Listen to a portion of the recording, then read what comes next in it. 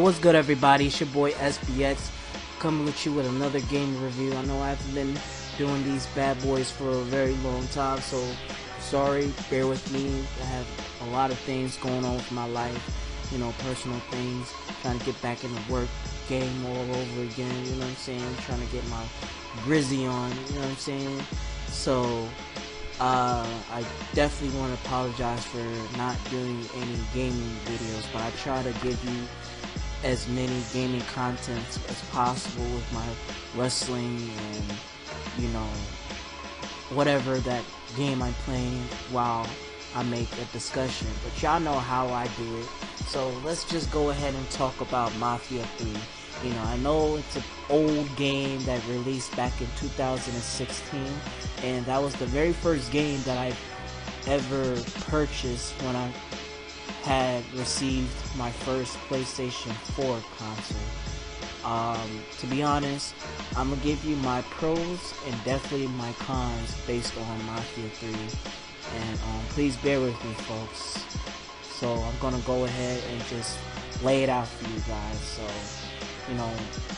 basically Mafia 3 is like the third game, of course, and it's different from the other two Mafia games. In fact, I played the second Mafia game, and it was pretty good, and Mafia 3 is a lot different from the previous 1 and 2 games. I never played the first Mafia game, but I have owned and played Mafia 2.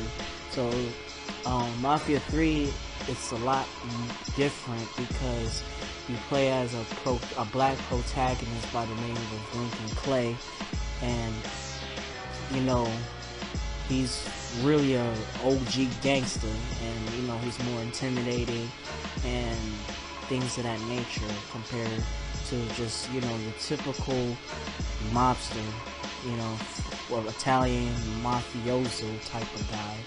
But I think this game is a lot different from the other previous Mafia games. It's based on the story, the content, the protagonist, and how the game brings to the table, despite the fact that the game is called Mafia, and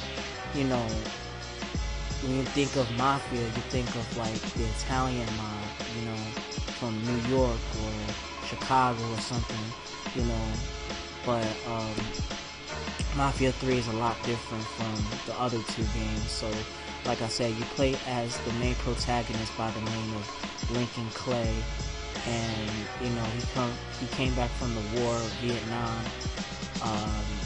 and he pretty much came back from a city called New Bordeaux, aka the fabricated version of New Orleans, So, think about it. The whole French War, the Bayou, and the accent, is definitely New Orleans, So, basically, the year was 1968, revolves around Lincoln Clay, who's pretty much, like I said, is an African American descent. Also, he has a mixed race with white as well, so he's basically biracial, and he was raised as an orphan from New Bordeaux, from the black mob, and he served the Vietnam War in the 5th Special Force Group, and he returns to New Bordeaux to segregate his father Sammy Robinson and his adopted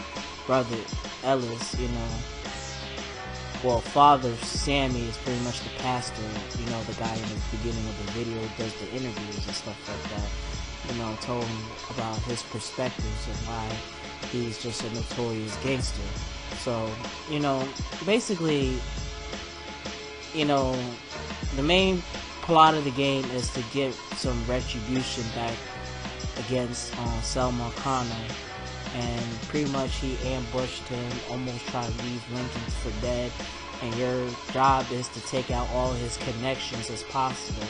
So basically, in order for you to wipe out some of his connections, you gotta have your own connections. So for example, you pick between 3 type of gangs, mafias, cliques, or whatever you want to call it.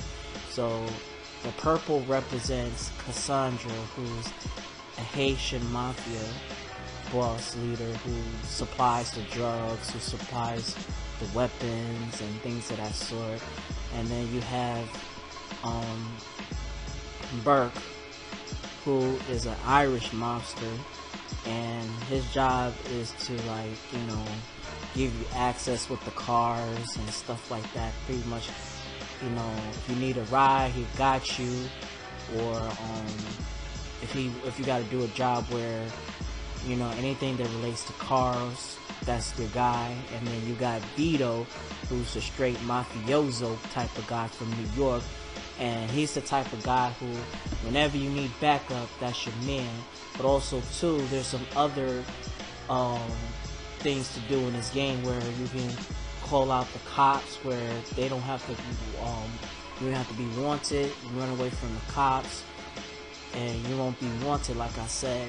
And the telephone, where you can hack into it, tap into the phones, make sure nobody's not snitching and things of that sort, or, you know, cancel the backup from former games and stuff like that. So it's just cool. The pros about this game really is that, you know, the gameplay itself is good. I think that, you know, the plot of the story is pretty decent. You know, it's very controversial as hell. It takes place in the 60s, and, you know, a lot of shit went down in the 60s based on racism and a lot of propaganda, like I said, with anything to do with racism and white supremacists and things of that nature. One of the reasons why I would say I'm gonna give you a huge con about this game is because this game is lacking in so much. In basically, for the start, is the graphics.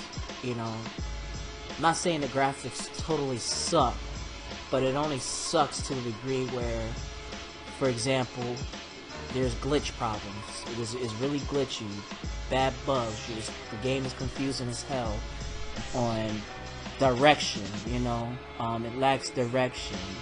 No matter if you go through the map and you have to do these other missions, you know, it lacks direction. That's my opinion. The gameplay itself, like I said, is good. I like how it's a selfie game where you can just do self attacks, stabbing motherfuckers, slashing their throats, and shooting guns and stuff like that, which is cool. You know, basically it's kind of like your typical GTA type of game or whatever. So to me, this game is basically strategize. You gotta strategize yourself into playing this game.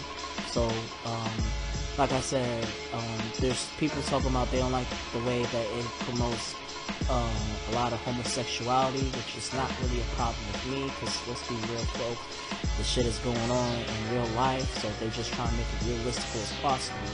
So, basically, the graphics really needs some problem. It has a problem. It needs to be, you know, enhanced. Pretty much anything with 2K, they really have bad issues with their graphics. You know, every game development has some pros and cons about their what they're doing. Their strong spots and their weak spots. So 2K is like the worst when it comes to like graphics. It's glitch city up in this motherfucker, and the game is, you know, their games are too technical, based on, you know, gameplay, graphics, and, you know, the gaming mechanics. So, realistically speaking, though, folks, I feel like a lot of people say this game sucks is because it's not, like I said, the graphics is not canon, the gameplay is too, you know, it's too boring, and it's not a thrill seeker. So this game, people say that this game is really not canon, so I can understand that. So to be quite honest, though, folks, I really feel like I'm really have to wrap this video up. So I had pretty much explained everything that I had possibly said about this game. So, if anyways, though, folks, I'm gonna wrap this up. Please leave your comments in the comment sections below. Like and subscribe. SBX, I'm out. Peace.